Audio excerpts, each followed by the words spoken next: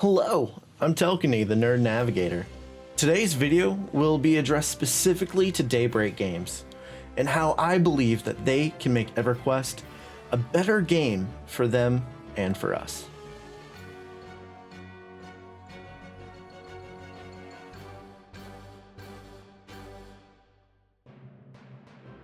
Dear Daybreak Games, you and I, we don't always see eye to eye. Though I doubt it was ever on your radar, I have taken shots at you in the past for when my dreams of playing your game, Everquest Next, was cancelled, as the game was. I'm willing to put that aside if you are, so we can join forces. I'm coming to you today because we have a mutual problem. While our reasons are different for that problem, for example, I as a player want Everquest to be this big, giant, awesome MMORPG that I can truly enjoy so that I can play it with my friends and I forever and ever and ever.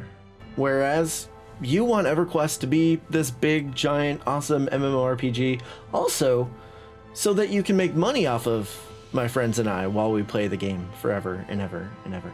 By the way, hey, you're a business. I'm not trying to villainize you or knock you for wanting to maximize profits here, okay?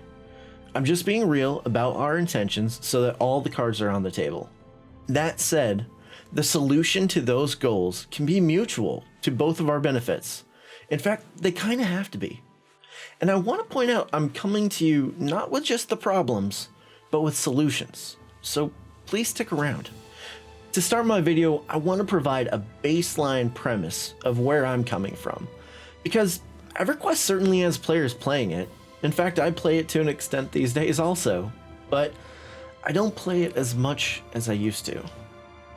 Which does have an effect on you, Daybreak, because it also means I'm not spending as much money in the station store as I used to.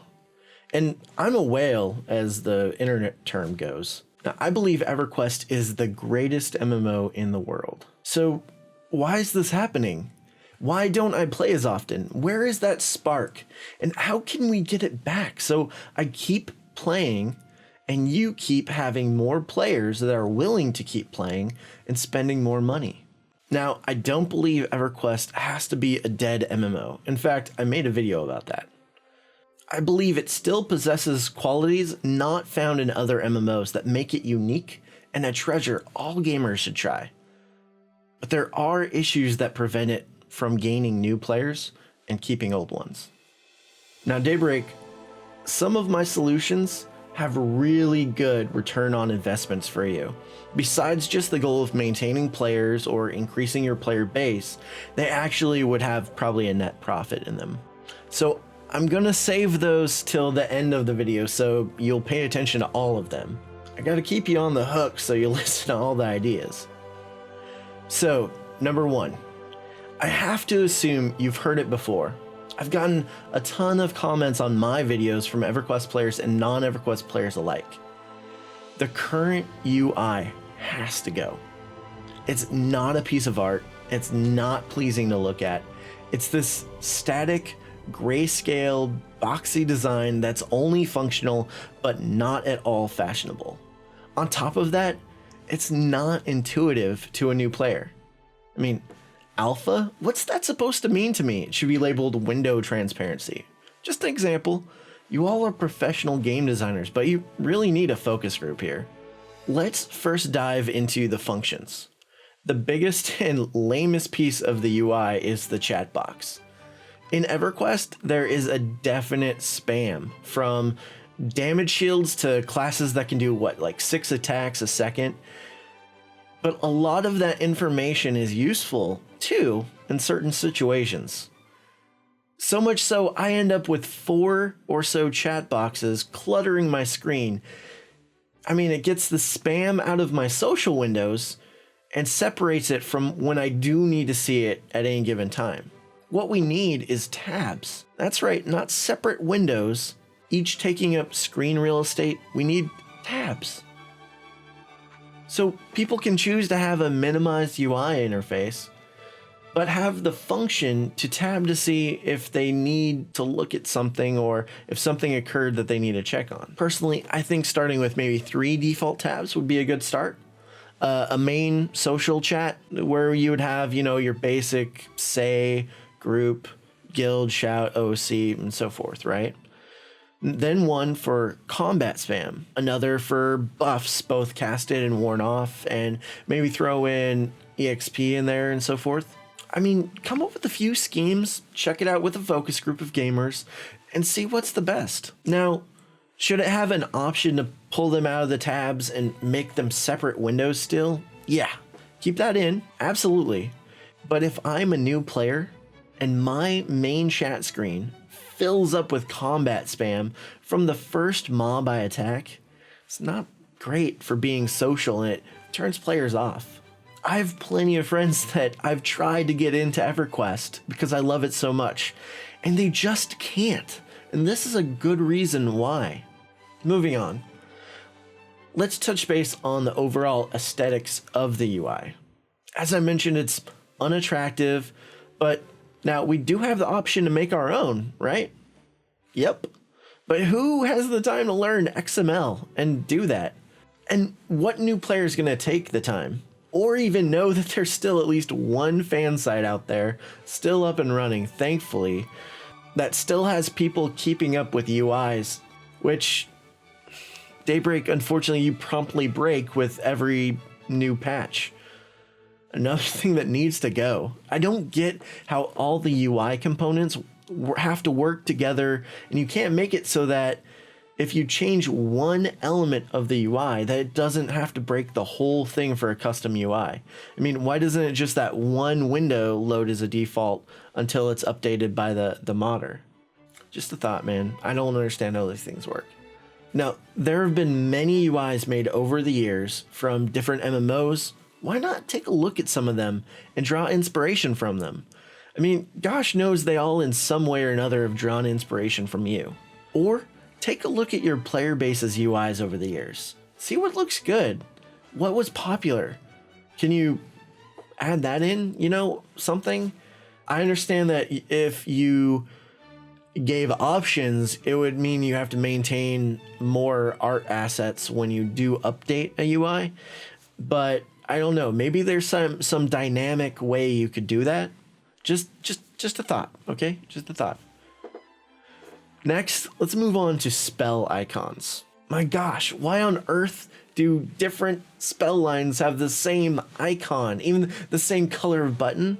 If I'm a new player trying to learn the game, how am I supposed to tell them apart? I propose that you keep them how they are on some, but find the spells that have duplicates and give the duplicates a new design in the same style of Everquest, just a different icon. Let's pile on top of that the lack of icons for combat abilities. Just gray buttons with words? Come on guys, you can do better.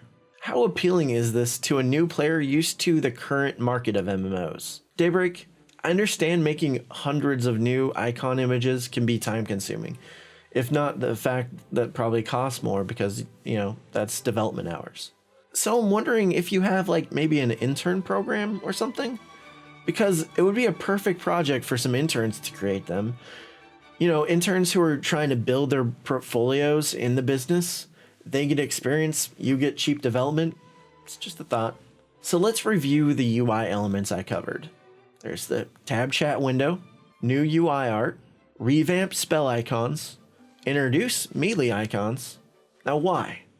For better integration for new players and returning ones to make the game more appealing and attractive in the modern market. Let's move on to the next topic, shall we? Which will be server populations. I've previously made a video on this subject, but Daybreak, this is a conversation for you and me. I have so many comments on my channel talking about how they came back to Everquest, logged into a ghost town, and then just logged right out. I imagine anyone from your marketing team can tell you that this is terrible. You did the hard part. You got it done. You got them to come back. You guys did a great job during the 18th anniversary giving out free heroics to all accounts. I bet you had a higher than average user base during that month. I mean, it didn't hurt that I had also released my State of the Game Everquest review that got 70,000 views and a ton of people crediting me for their return in comments and in the game. No thanks necessary, Daybreak. The point is, the hard part was done, getting them to download the game and log in. At that point, you should have them hooked. They should be excited to start exploring the world and the game, but then you lose them because it's an empty world. So what are we talking about here? Server merges, guys. Come on, it's been like, what, 7 years since you did one back in 2010? It's sorely needed for many of these servers. Some, if not most, are on low status, even at prime time hours. This would be another move to improve the attractiveness of the game for new and returning players. No one wants to play on a dead server in a massively multiplayer online RPG. Also, just a thought out here. While you merge the normal NA servers, you should probably offer free transfers to the Euro server during this time so that Euro players can all come together. I just imagine that there's Euro players out there that don't take the time to actually transfer to the Euro server specifically with all their characters because, you know, the cost and so forth. While these merges are going on, maybe that's just an idea, because obviously you can't merge the Euro server, and the Euro server itself has a low population. That's the only reason I bring it up. Moving on, let's investigate what is unique about Everquest and exploit that. For me, for all of the awesome aspects of Everquest that modern MMOs have taken from it, there's still one feature that I've not seen another MMO pick up besides maybe Lineage 2. And what feature is that, you might ask? It's the dungeons in EQ. I mean, look at them. Rift, WoW, SOTOR, you name them. They all have these instant dungeons that are linear, that don't respawn, they don't have random rare mobs that you can camp the way you can in Everquest. Now, granted, Everquest has its share of instant dungeons, but they are usually just representations of already in the world dungeons that do exist, continually respawn and so forth. So don't talk to me about the instance problem, okay? It's there, it's good, it gives you stories that you can build on, but they still have the non-instance versions, and that's what's important. There's these awesome dungeons that you're in constant threat of respawns and the like. You know, you have to grind your way in and then out of. It's just so great. And I don't get why more MMOs don't use this design. It's engaging and more rewarding than a linear experience. Now, let's talk about past expansions that involve them. Because, like, the Broken Mirror didn't have a lot of this. And it was not one of my favorite expansions that you guys have produced. But Empires of Kunark does, and I love it. So please make sure to include this type of game design in upcoming content. It's what Everquest really has going for it, and it might be something to market towards. Just saying. Next, this topic may not be widely popular, but I believe it's needed. I believe that parts of melee combat really need a rework. And I'm sure not everyone will be on board with every change I suggest, so I'm going to break them down so people can say what they like about the different parts or what they don't like. But between you and me, Daybreak, I believe it's just going to be the naysayers that don't like change, not the people thinking critically or honestly about the systems. So let's go through it. First is simple. The combat chat spam from melees is a huge problem. There's classes that can do what, like 6 swings and then another 4 special attacks, and I think I'm being modest there, all in a single round of combat. It just fills up the chat screen. So first, I propose combining the text from looking like this to looking like this. Now, I also suggest maybe combining the damage in the abbreviation modes into maybe a lump sum instead of like all the numbers ticked out. That would reduce chat size and overall chat space within the window. Furthermore, and this is the next topic or next section, furthermore, the animation for the swings should just be one round. Instead of the character attempting to do multiple swings, this would allow room in the animation cycles for special attacks like kicks, bashes, and other moves that you don't actually generally see because the character's just whacking away. I also think the animation speed for faster weapons should be looked at. Slower weapons should mean slower animation. Fast weapons equal fast animation. Similar to how mount animations just keep getting faster and faster as the mount speeds increase. Also, no, I don't like how spammy the mount animations do that, to the extent that they look like they're having like a seizure. But I think it would work better for melee with a certain threshold that would need to be tested. I'm not suggesting, it keeps going like this, but something like this instead of this. I believe it would look better, thus being more attractive to new players coming into the game for the first time. Now, third topic. As for the combat abilities themselves, along with the button icons I mentioned earlier, I believe that adding a global cooldown specifically to damage abilities would enhance the gameplay. I know, crazy idea, right? Well, it would be much similar to the global cooldown already in-game for spells. And now, I don't believe it should happen to defensive abilities or the long burning, disciplines like Inner Flame, Speed Focus, Palm Line, all those kind of abilities. Just the ones that you routinely spam, that have a 30-second or less cooldown timer. In the modern Everquest, I have like 8 to 11 different offensive abilities on my bar that I just spam with one button. It's not engaging and it requires no thought. I believe a global cooldown system of maybe 1.5 seconds, but with haste, it would drop down to maybe 0.75 seconds, introduces a priority into what abilities you want to use at any given time, making for a more engaging experience and requiring more thought while you play. Now, it should be noted that there might need to be a slight increase to the damage of these abilities to maintain balance, as they won't be usable as much as often as they are today on demand in some instances when 1 to 4 buttons are up at the same time. So I'm not looking to nerf melees. I play a main melee myself, but I am looking for a more engaging playstyle. I believe it would improve EverQuest gaining player retention once they figured out that it's really a more fun way to play. All right, moving on to the next topic. Speaking of combat logs, which they were mentioned earlier, and if the change was implemented for the melee spam amount, I'd also really suggest increasing the range in which the logs pick up combat action specifically from group and raid members.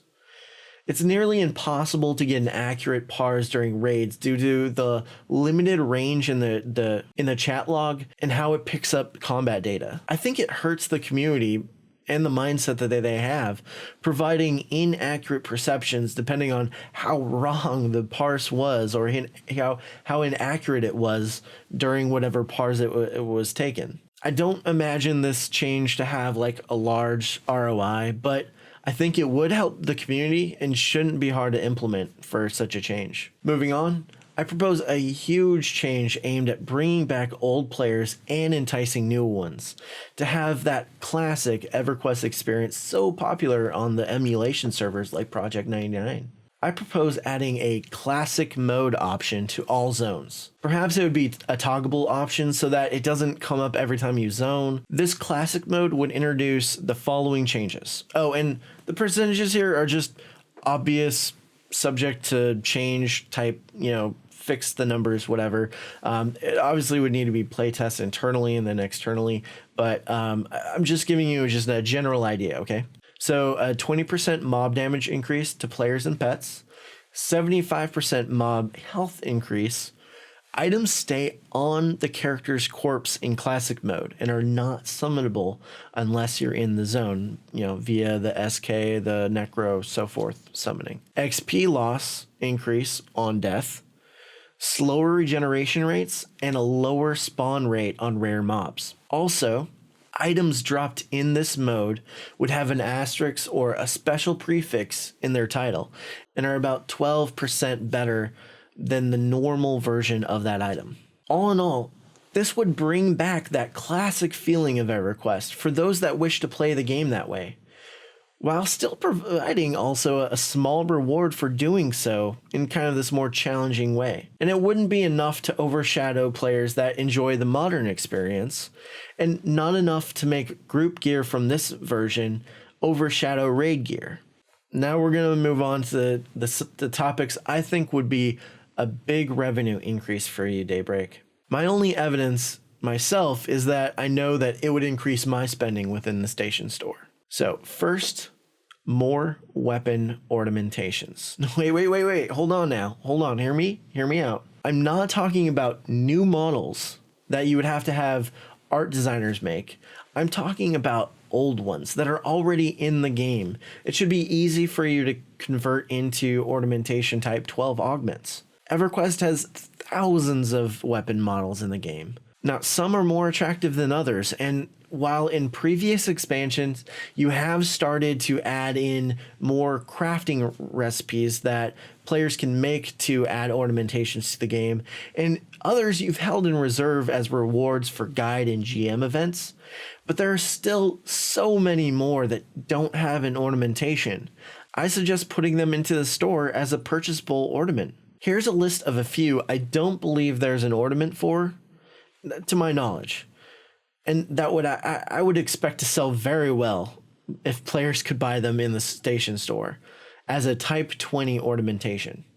And also, as two side notes, first, the ornaments in the store that you currently have that aren't type 20, you need a fix. You need to get those out of there, change them to type 20s. Are you kidding, guys? Come on now. The next is that you should make a few more special ornamentations that can fit into any weapon and, charge a bit more for them, but they're awesome, okay? Not only would this increase revenue, but it would create more customization, and new players would see all these beautiful models you've made over the years that are essentially going to waste and never seen for years and years. There's some ornamentations from like Dragons of Norath that I haven't seen for years that are just gorgeous. You have these like reflective metal blades. And by the way, why haven't you done that more for more? I think on the tip of my fingers, I can only name like 2 expansions. The Dragons of Norath, you had those shiny blades, right?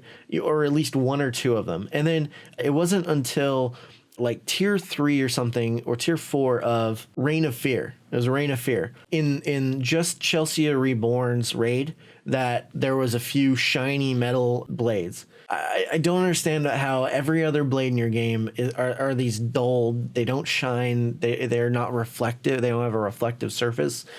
I think maybe one other wasn't pure steel looking, but in Demiplane, I think the end tier 3 weapons did also have a reflective surface, I remember. But anyway, I'm just saying that maybe also in future expansions include that, because they actually look really good. They looked modern, if I could say so.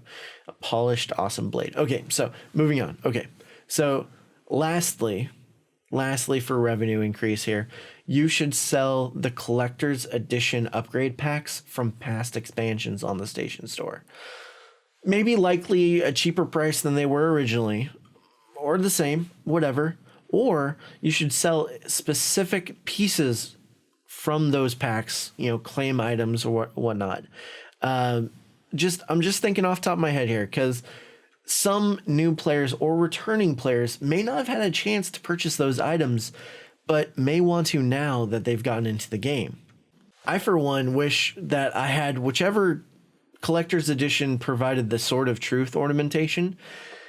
But I was in the middle of moving between states and between jobs at the time, and I just couldn't play or purchase that item when it was available. But now I want it, but I can't buy it from you. I want to give you money, Daybreak, but there is no option for me to do so to get what I want. Please provide that option. Just saying. And so there you have it, Daybreak.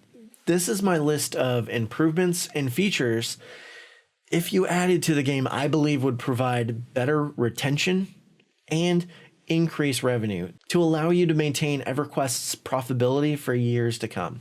Now, if you would like more ideas, I'd be happy to provide more, and we can work up some sort of consultation fee. To the members of the Nerd Navigation Nation watching, please discuss in the comments below what you think could improve EverQuest. I also want to give a shout out to my first 2 Patreon supporters for helping me start a dream. I'm looking forward to talking to you guys in Discord and getting your feedback about the channel. I'm also working on setting up a live stream schedule, but I do put up polls generally 24 hours before the next stream in my Discord for the Nerd Navigation channel, which Patreon members can vote for what games I'll be playing during the live stream. So if you want a voice and you actually love watching this content, want to see me live streaming and so forth, support the channel in Patreon, and I honestly listen. Thank you all for watching, and don't forget to like and subscribe to the channel if you're new here. I'm Telkeny the Nerd Navigator, and I'm signing off.